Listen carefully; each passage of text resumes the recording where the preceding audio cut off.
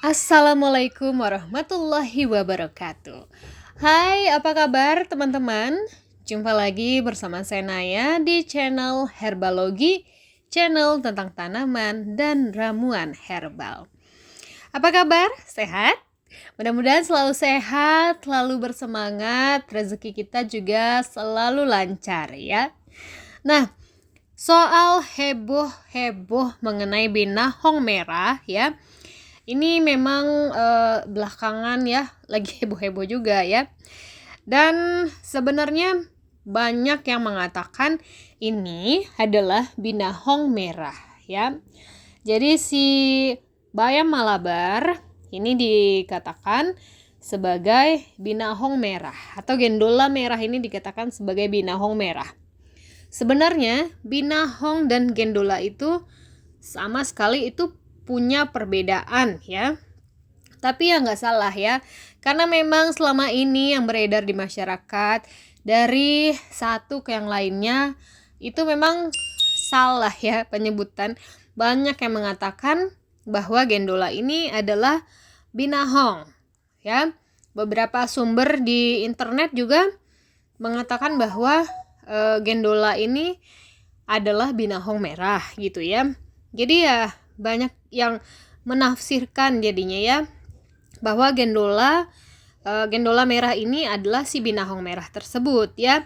Namun ya binahong dan gendola ini sama-sama ada perbedaannya. Di mana letak perbedaannya ya, nanti kita akan bahas sedikit mengenai perbedaan binahong dan gendola ini ya. Tapi binahong dan gendola ini ya memang punya kesamaan ya, dan memang mirip juga ya, sepintas lalu gitu ya, mirip ya, karena memang ini binahong dan gendola dalam satu famili yang sama, yaitu famili Basellaceae ya. Nah, sebenarnya untuk binahong merah ataupun bayam Malabar yang berwarna merah ini sendiri ya, ini punya nama Latin juga yang berbeda ya. Kalau bayam Malabar ataupun binahong ini ya, yang batangnya merah begini ya, ini dinamakan dengan Basella rubra. Nah, ada lagi gendola hijau ya. Jadi untuk batang dari gendola ini itu berwarna hijau. Sementara untuk gendola yang berwarna hijau ini ya, dari daun, batang ya, ini dinamakan dengan Basella alba ya. Jadi antara gendola hijau dengan gendola merah ya, ini ada sedikit perbedaan dari nama Latin ya. Tapi untuk khasiatnya yang merah dan hijau ini itu sama ya. Nah, di mana letak perbedaan antara gendola ini dengan binahong?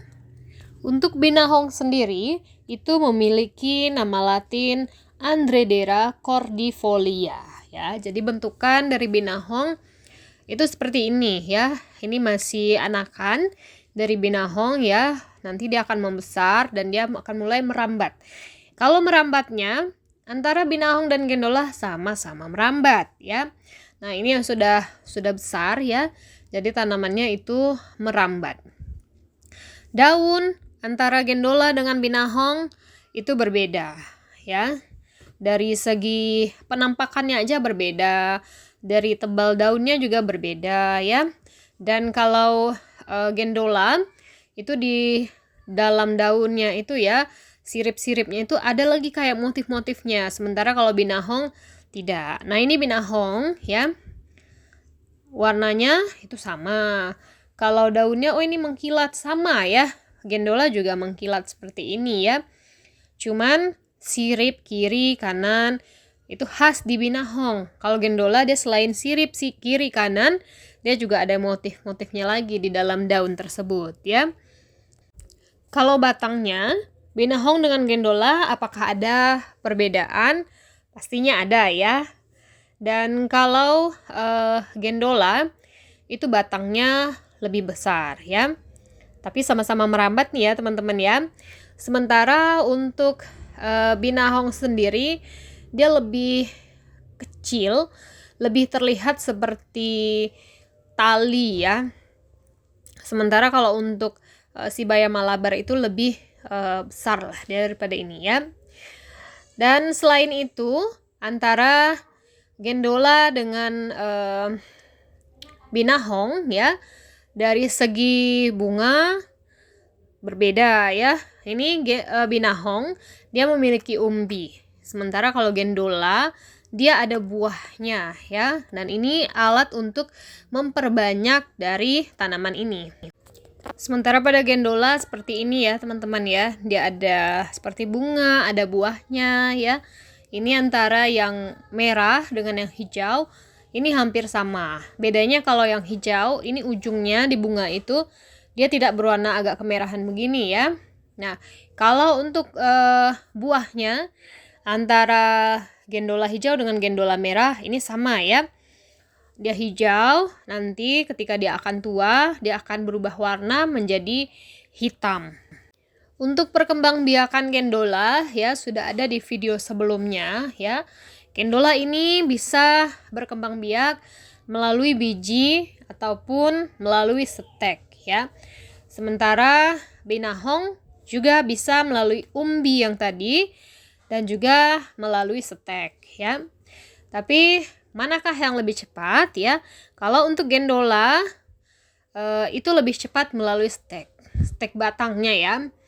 Begitu juga dengan binahong ya. Binahong kalau dia udah ada umbi di ketiak daunnya ya, kita bisa potong, nanti kita tanamkan ya. Sementara kalau yang hanya umbinya saja kita ambil, kita tanamkan, prosesnya lebih lama. Jadi lebih kurang begitulah perbedaan antara binahong dan juga gendola ya. Selain bahasa Latinnya juga berbeda antara binahong dan gendola, antara gendola merah dengan gendola hijau juga terdapat sedikit perbedaan nama ya. Kalau yang merah itu disebut dengan Basella rubra ya, sedangkan kalau yang hijau itu dinamakan dengan Basella alba. Tapi sama-sama Basella ya, karena dia bayam ya. Nah, sementara kalau binahong itu nama latinnya jauh berbeda ya, Andredera cordifolia ya. Kalau kita sudah tahu perbedaan antara binahong dan juga gendola, untuk selanjutnya ya kita sudah tahu membedakan, oh ternyata binahong dengan gendola itu berbeda ya. Mudah-mudahan tidak lagi salah dalam penyebutan kedua tanaman ini ya. Saya Naya pamit, selamat beraktivitas kembali. Mudah-mudahan kita semua selalu diberikan kesehatan. Sehatkan Indonesia dengan selalu konsumsi ramuan herbal. Wassalamualaikum warahmatullahi wabarakatuh.